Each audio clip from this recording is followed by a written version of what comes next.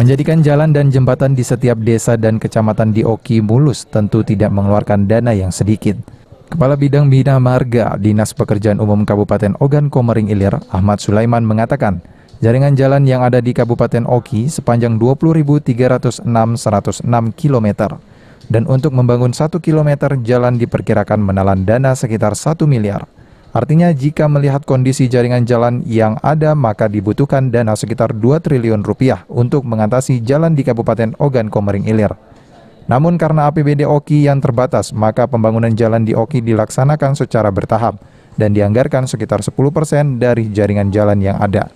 Pada tahun ini anggaran pembangunan jalan dan jembatan yang dianggarkan Dinas PU dan Tata Ruang Oki sebesar 286 miliar atau 10% dari 2 triliun yang seharusnya dianggarkan. Melalui anggaran yang tersedia tersebut, pihaknya hanya memprioritaskan agar tidak ada jalan-jalan yang terputus, sehingga roda perekonomian masyarakat tetap berjalan dengan baik.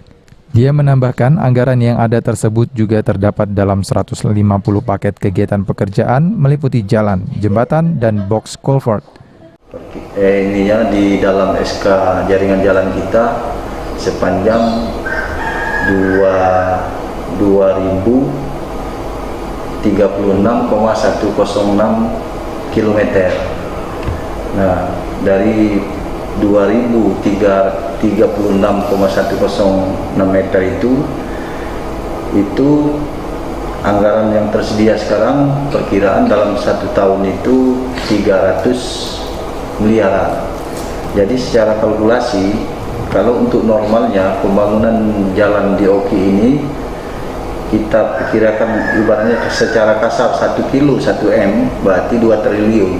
Jadi dari persentase dana yang dianggarkan dalam setiap tahunnya berkisar antara 15 sampai 10%. Ahmad Romawi, PAL TV.